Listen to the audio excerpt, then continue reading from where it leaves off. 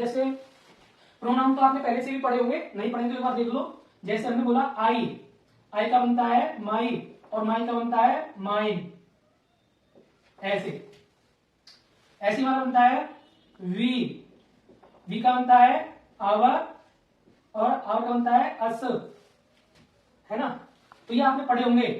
ये जो है प्रोनाउन है, ये जो है प्रोनाउन है। अब ये जो आई शब्द है वो किसके लिए आ रहा है? माइन, मतलब पसेसिव प्रोनाउन को शो कर रहा है, अधिकार बता रहा है। अब ये मान शब्द कहां लगाना है? जब हम सेंटेंस को पढ़ेंगे और जिसमें हमें ऐसा लगेगा कि इसमें अधिकार व्यक्त हो रहा है, तो बस दो शब्दों का ध्यान रखना है।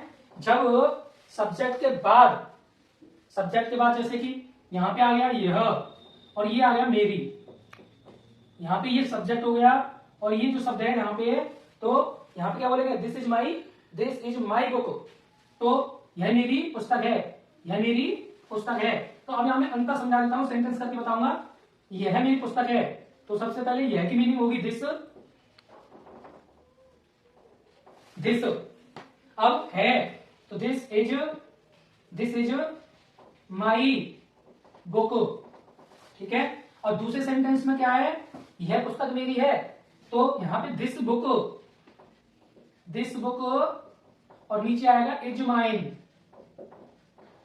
ऐसे हमने दोनों सेंटेंसेस बना लिए। दोनों में अंतर क्या पता लगा? यहां पे दिस बुक ये पूरा सब्जेक्ट के लिए आया है, उसके बाद हेल्पिंग वर्ब आई है, और यहाँ पे जो माइन आया है यहाँ मेरा या मेरी के लिए आया है। इस वाले में पसेसिव बन गया। ये जो माई शब्द है माइन में चेंज हुआ और पसेसिव का रूप ले लिया। इस पर मैं अधिकार बता रहा हूं अपना कि ये पुस्तक मेरी है, जबकि ऊपर वाले सेंटेंस में ऐसा नहीं है। यह मेरी पुस्तक है, इसमें अधिकार नहीं है, नीचे वाले में अधिकार की बात हो रही है, यानी कि पसेसिव प्रोनाउन का यूज हो रहा है। दूसरे सेंटेंस में हमें क्या पता चला? यह मेरा अखबार है, तो हम यहां लिख देंगे दिस इज माई न्यूज़पेपर। तो इसमें सब्जेक्ट के तुरंत बाद आ गई हेल्पिंग वर्ब, उसके बाद आ गया हमारा माई, क्योंकि आई का जो रूप होता है माई होता है, माई का जो रूप होता है वो माइन होता है। तो नीचे वाले में क्या है? यह अखबार मेरा है, तो हम यहां लिखेंगे दिस न्यूज़पेपर, क्योंकि यह अधिकार बता रहा है, दिस न्यूज़पेपर। और अब वही होगा इज माइन, ऐसे। दूसरे वाले सेंटेंस में चलते हैं, उसमें क्या कह रहा है? यह मेरी कार है, तो हम यहां बोलेंगे दिस इज माई कार। और दूसरे में क्या कह रहा है?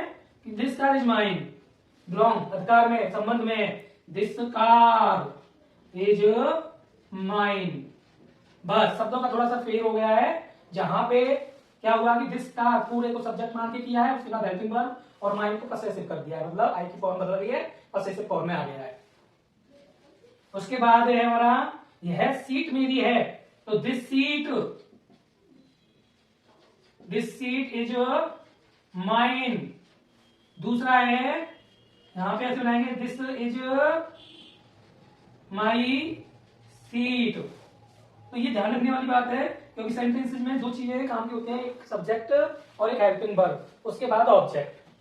तो नीचे वाले में है यह पेन मेरा है, तो दिस इज माई पेन।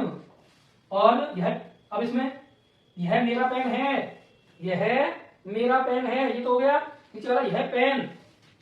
अब एक चीज लास्ट में आपको जरूर बताऊंगा जिससे सेंटेंस की पहचान हो सके कि तुम इसको कैसे बनाओगे। तो लास्ट वाला कर लेते हैं, फिर मैं आपको बताऊंगा कि इसमें रियल फैक्ट क्या है और आप आसानी से कैसे कर सकते हो, कैसे पहचान सकते हो, ट्रिक भी बताऊंगा।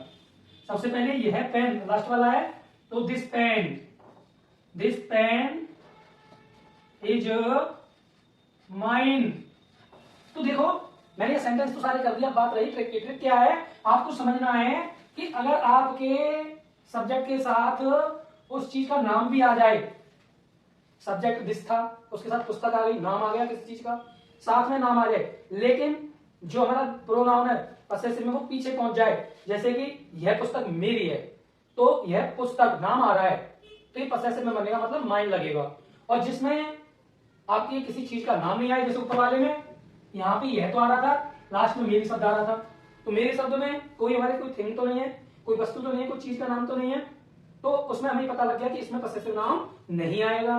तो बस ध्यान रखना है जिसमें कोई चीज सब्जेक्ट के साथ जुड़ जाए तो बाकी का जो हमारा टॉपिक है, मेरा है, हमारा है, तुम्हारा है, उसमें हमारा पसेसिव केस होगा। तो यह पेन तुम्हारा है, ऐसे भी हो सकता है। तो दिस पेन इज योर्स, ऐसे लिखेंगे। तो या फिर यह, अब मैंने बोल दिया यह सीट मेरी है, या फिर यह सीट तुम्हारी है, तो हम पहले सीट आ गई ना, सब्जेक्ट आ गया ना, उसके साथ कोई थिंग्स जुड़ गई ना, तो दिस सीट इज योर्स। तो जब भी आप ऐसे शब्द या ऐसे सेंटेंस बनाएंगे तो आप ध्यान देंगे सब्जेक्ट के साथ उस चीज का नाम आएगा। नाम आ रहा है तो आप उसे पसेसिव फॉर्म में ही बनाएंगे।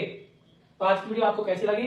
अगर आपको वीडियो थोड़ी सी नॉलेज दे रही है, आपका ज्ञान वर्धन कर रही है, तो इस वीडियो को लाइक करें, कमेंट करें, शेयर करें और चैनल पर नए हैं तो सब्सक्राइब कर लें। धन्यवाद।